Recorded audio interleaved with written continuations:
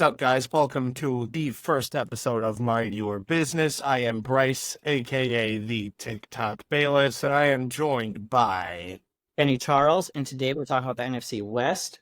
First, though, a game. Bryce, do you know the quarterbacks that have thrown for 5,000 yards in the NFL? Okay. So I watched a video on this recently. So I hope that I will get all mine. I know it's been done 15 times, 9 quarterbacks. First one, easy, Dan Marino. I think he threw for like 5,100 yards or something in like 5,084. 87, I think. 84. You're pretty close, though. Yeah, that was the second season, and then with the Super Bowl 2 years later. And then I don't think it was done until, let's say, 2008 with Drew Brees. That is also correct. That is correct. And then Drew Brees proceeded to do it 2 more times. The next one is Matt Stafford. That is also correct. In 2010. 11. Okay, so that was his second full season as a starter. And then we had Ben did it in 2016, I think, with 5,097 Ben yards. is on there at 2018. 2018, 5,097 yards, I think. That was a different quarterback, but exact number. Patrick Mahomes, 5,097, 2018, Patrick Mahomes, 5,097. He did it twice, actually, including 2022, I believe he also did it. That is absolutely correct. We had, obviously, Tom Brady. I think Brady did it once. Brady did it once, which is surprising. No, he's the twice. He did twice. Because Breeze and Mahomes are the only players to do it more than once. That does look to be the case. Yes. Brady and Mahomes did it twice. Breeze did it 3 times. I think Breeze did it back-to-back. So let's see. Breeze 2008. Oh, he did 11. And then 2013, 2016. So yeah, because Breeze, I think, in 16 threw 5,476. No, 2011 with 13, he threw 5,476. Peyton Manning broke it in 2013, the same season, with 5,477. 5,400, yeah. Peyton Manning, yes. 5,477. Jameis Winston, 5,109 yards in 2019, 33 touchdowns, 30 interceptions. But we will get to Jameis Winston later. How many am I at? Brady. I believe you are missing Stafford. One of the most recent ones. You're only missing one. Oh, Justin Herbert. That is correct. 2021. So you got all the guys. So apparently that wasn't a hard enough game. I will make it harder next time. All right.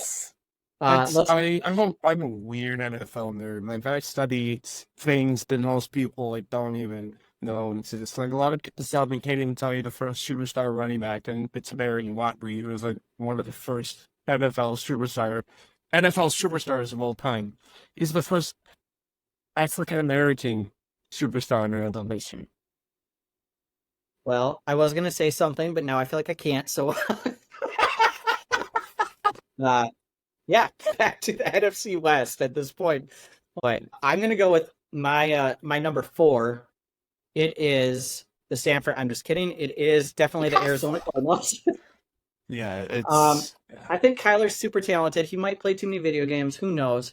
But they're just not a great team. Hopefully, Marvin Harrison Jr. steps up. It makes it more fun to watch. But I don't have a lot of anticipation for that team to be very good. Who's your number 4? I'm going to have to agree with you with the Arizona Cardinals because I'm a lot less high on Kyler Murray than a lot of people are, mainly because the desk I'm sitting on, you can barely see over standing up.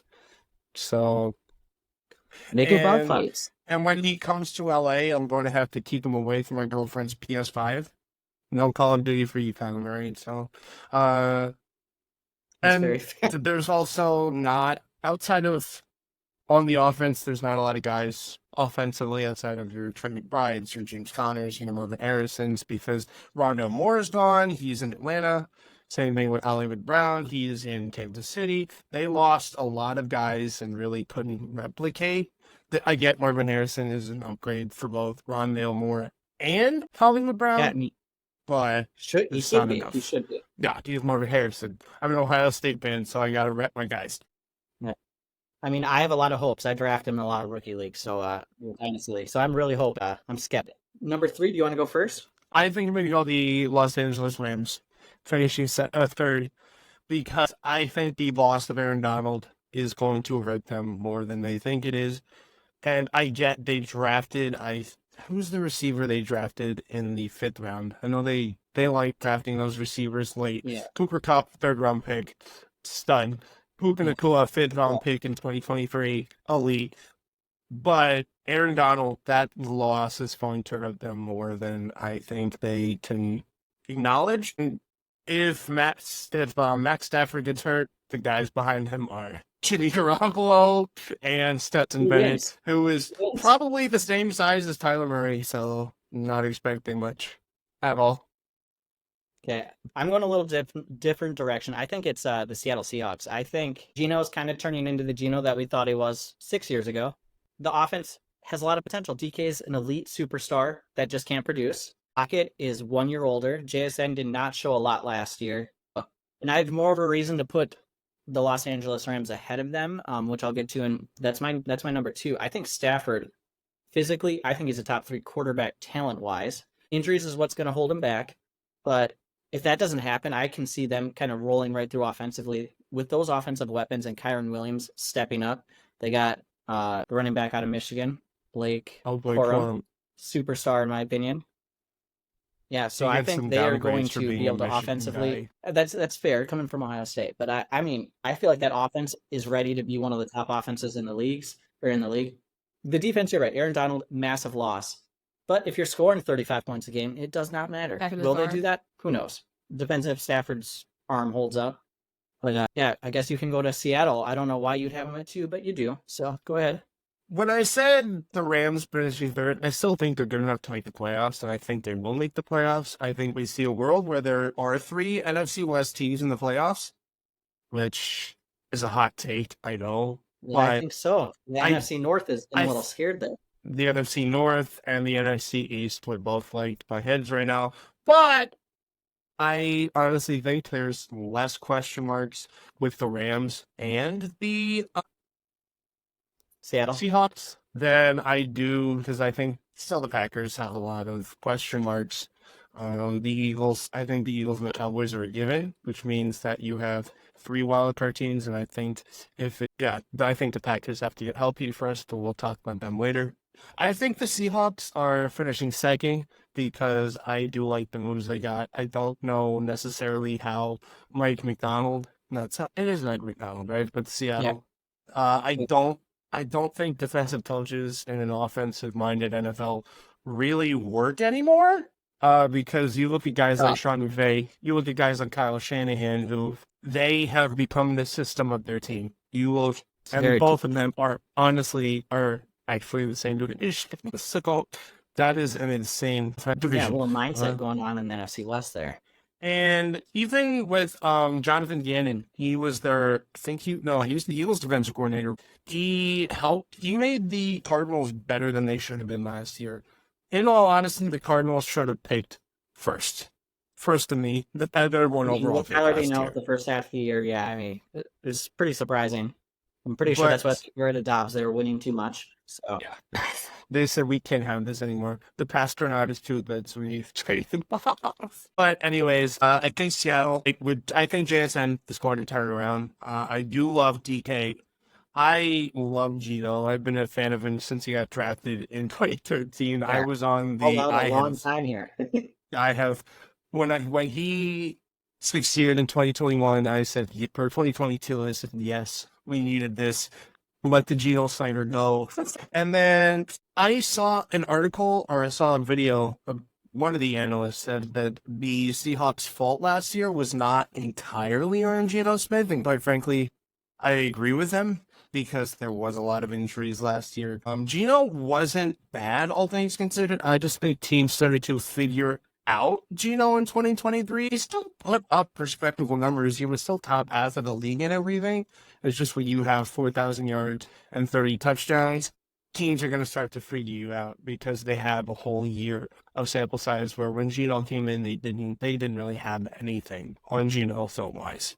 That's fair. I also think when you throw 40-yard bombs to DK and he just jumps over everybody, it makes it a little easier to succeed. But I guess we'll see Yeah. what happens here. I mean, he was an early round pick, 30 years ago for a reason. But Yeah, no, I mean, second it's a round good pick in story. 2013. Yeah, well, I mean, that's still over a decade ago. He's worn out his welcome, I think. But Seattle fans, don't get mad at me. We have the number one team probably in the NFC. I guess that'll be another discussion. But Brock Purdy, we got Debo, Ayuk, CMC. The offense is loaded. The defense is pretty well stacked. Nick Bosa's there. I don't think there's a lot of question on if the 49ers should be the number one in that division. It'll be a massive surprise if they're not. I think the big storyline will be, can they make it back to the Super Bowl, and will Shanahan fail again? Because that's what he does in the Super He's Bowl. done it twice, three times now. Three Yeah, times, 28-3. yeah. I mean, I'm not complaining. I love Brady, so I'm glad that Shanahan messed that up. But instead of running the ball, they throw it. It seems to happen to Brady, though. I mean, they did that up in Seattle, too. They threw the ball instead of ran it. But, Yeah. what's your thoughts on the 49ers?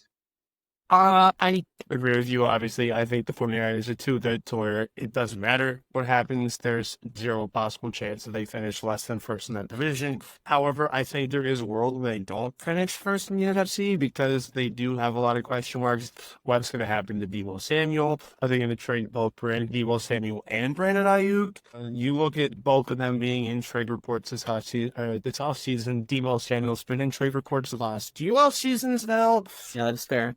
And that team has been pretty much the NFC version of the Kansas City Chiefs, in which they've been healthy, and eventually an injury is going to hit them, and it's all about how they respond. They've been lucky to where their guys haven't been hurt, and I like Brock Purdy, but I honestly think there's a situation where you could put any quarterback in there, and they would succeed. Look at Jimmy Garoppolo. Look at Jimmy Garoppolo. Yeah, they still improved points per game. They made it to the Super Bowl. It was a little harder NFC this time around.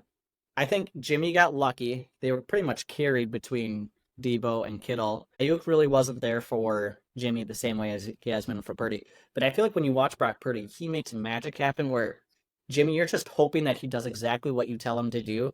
And then you are not surprised when he throws that interception, a la Brett Favre, who we'll talk about later.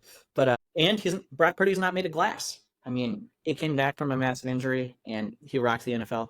If they pay him what they're paying all those other people, that'll be a little scary because they're going to, obviously. He's going to make a crap ton of money.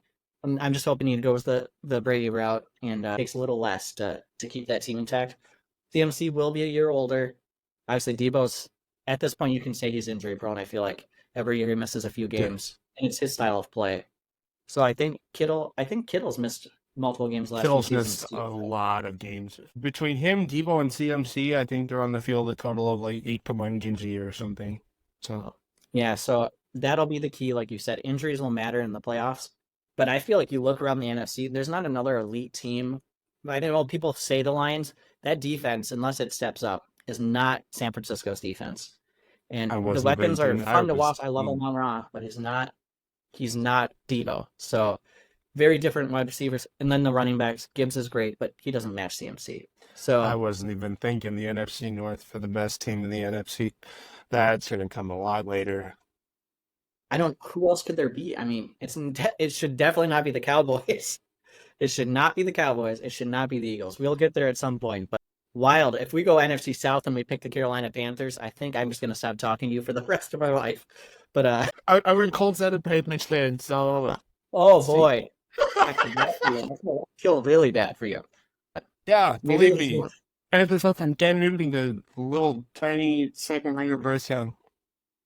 I mean, the end of Cam Newton wasn't much better than the beginning of Bryson. So I will have 2021 Cam Newton over Bryce Young anything. Well, that's pretty bleak for your next 4 years, I feel like then yeah.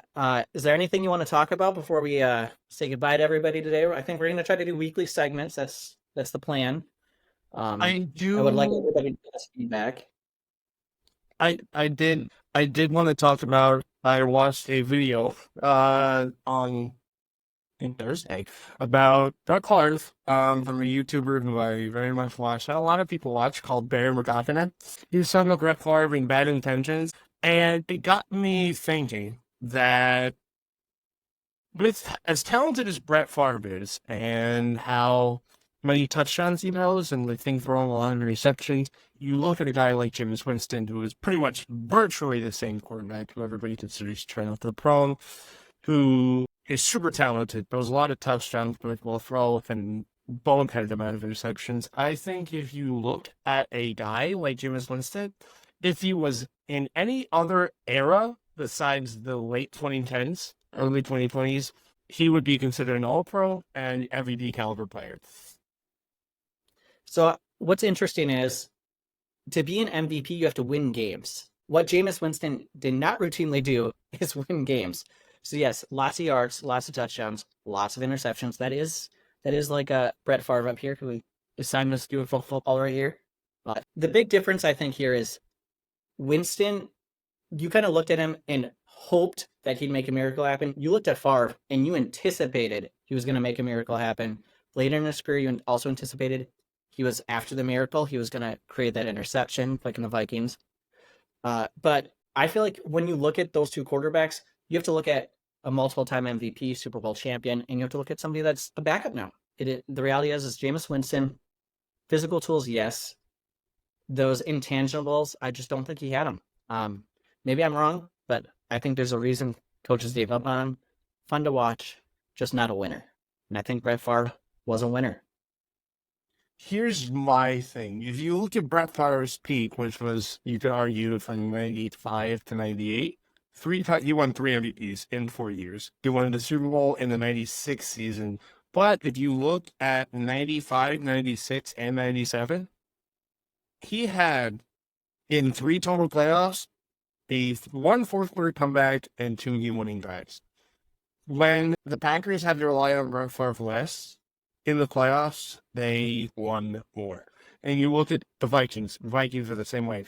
That game in 2009 versus the Saints to get the Vikings to the NFC Championship, Brett Favre throws a boneheaded interception when they shouldn't have been passing the ball. All they had to do was hold it out, and they would have gone to the Super Bowl. Paul Shanahan called the play in from some remote location to screw Brett Favre. That's what happened. What else happened is the Saints Bountygate was real. He probably was concussed. He probably didn't know the play, and it's Brett Favre. He thought he could be a hero, but he made it that far. Did Jameis Winston ever make it that far? The answer would be no. I just think that the biggest comp to Jameis Winston would have to be Brett Favre, because they are eerily similar quarterbacks. A lot of people think Jameis Winston is turnover prone, but Jameis Winston has had 2 seasons of more than 15 interceptions. He's had 18 his third year in the league, and then obviously 2019 he had that astronomical 30 interception season. And Brett Favre and Jameis Winston also never had a season throwing more interceptions than touchdowns. Brett Favre did that 4 times. He had 4 seasons with at least 20 interceptions. And if you look post 1998, Brett Favre, I think, won 1 playoff team. 1 playoff team post Mike Holmgren leaving Green Bay. So that is valid, very valid. I think when you look at 1999, maybe 2000 previously, those touchdown interception marks for all the elite quarterbacks are a little sketchy. Elway, Aikman, there's not a lot of touchdowns compared to the amount of interceptions. So I feel like that's a little rough to go on, but I see it's valid. Still, Favre was dominant from 95 to 99 or so.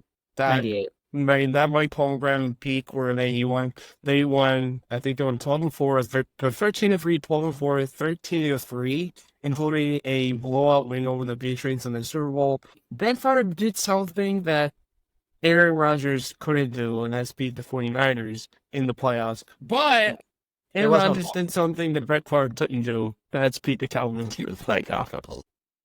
Hey, there always is going to be somebody, right? There's always somebody. But I think your point is valid. Jameis is at least Favre's tiny little baby. No, semi-valid. I think you can't. It's hard to comp MVP to Jameis Winston. To me, I still can't see. I cannot see a world where anybody thinks Jameis Winston could potentially be an MVP caliber player.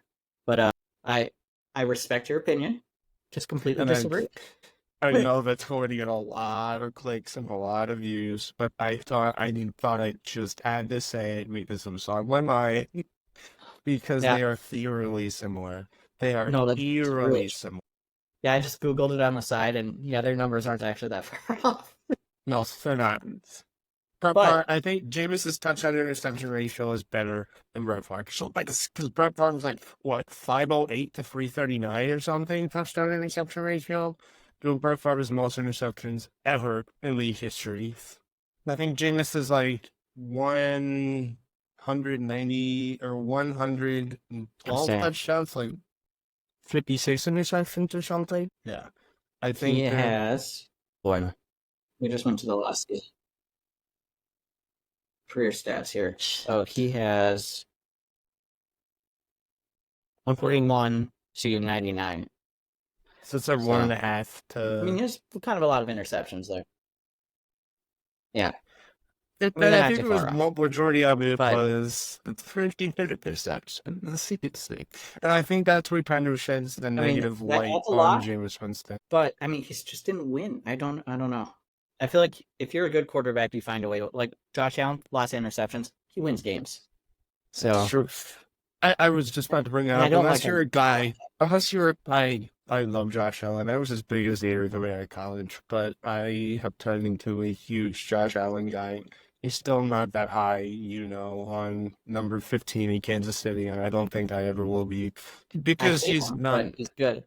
We're going to go in depth when we go to the NFC West next week. Okay, but you better go in depth because But I have never bought into the special elite hype that he brings three into the Super Bowls, NFL.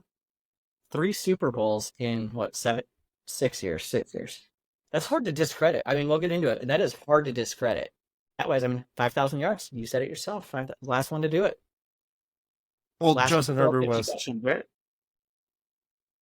He never. I don't think he threw 50. No, wait, he did. He threw There's 5,097 and 51, I think, okay, 2018. I Yeah. think.